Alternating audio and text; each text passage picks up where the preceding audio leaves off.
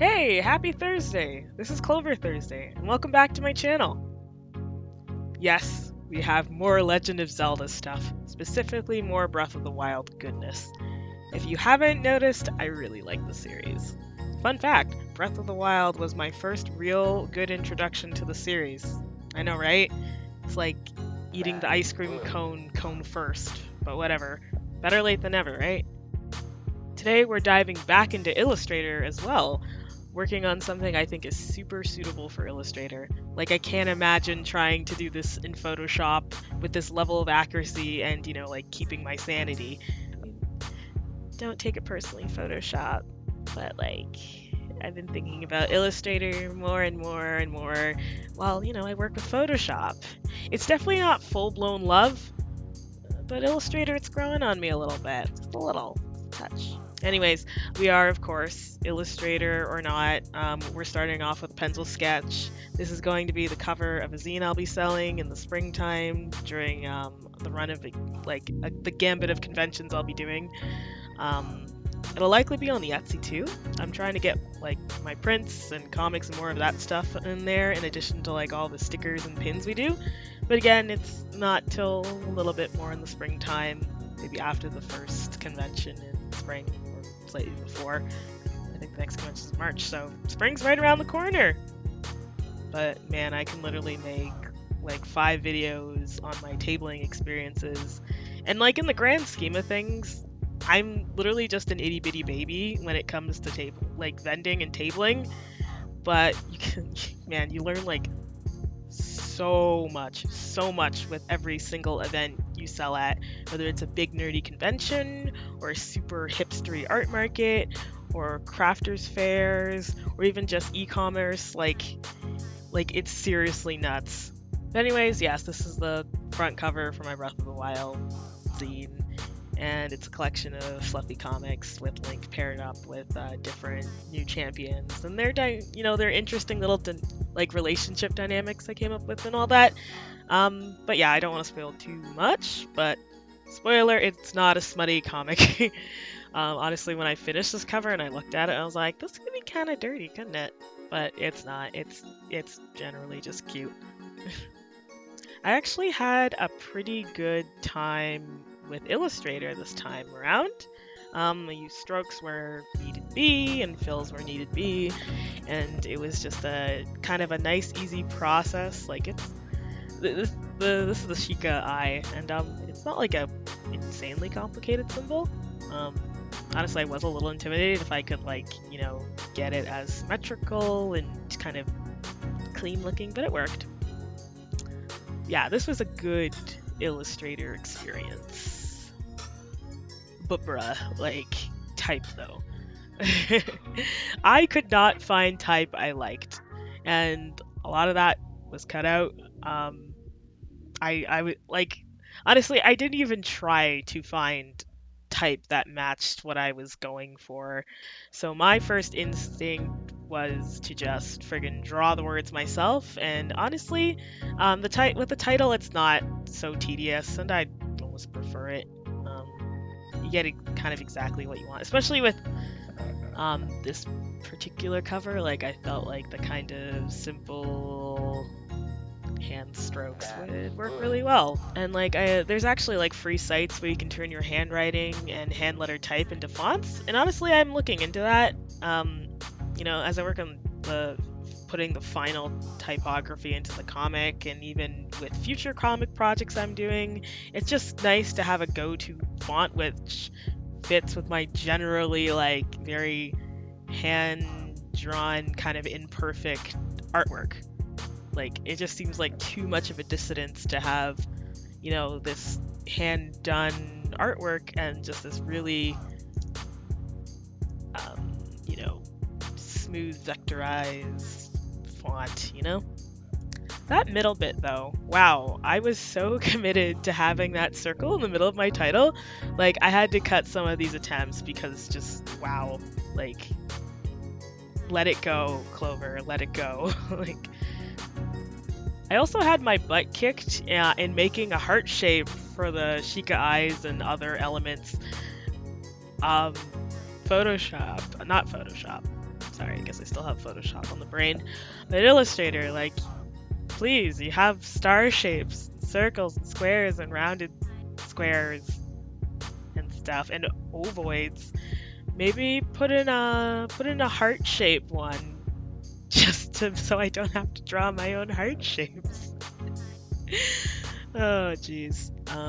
But that's one thing I learned with Illustrator. Don't be afraid to, use that copy and paste and working on, bits and elements on the side of your workspace. Like, it actually super helps with your workflow, and it's kind of how Illustrator is meant to be used, like, I'm assuming, because you can pull things off of your live artboard and, like, work with them on there. Kind of almost like, I mean, yes, there's like drawing involved, obviously, in Illustrator if you want to like sit down and draw everything with the brush and all that stuff. But in a sense, there's a lot of assembly in Illustrator, if that makes sense. Like, there's a lot of making elements on the side and bringing it over to the workspace and manipulating it from there. And things start to get kind of abstracted. Like, I find when I work in Illustrator, it's like I'll draw a shape or I'll make a shape.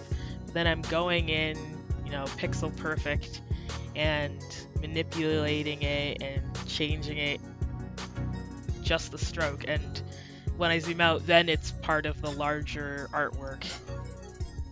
It's weird. I find with Illustrator, just your mind works a little differently, if that makes sense.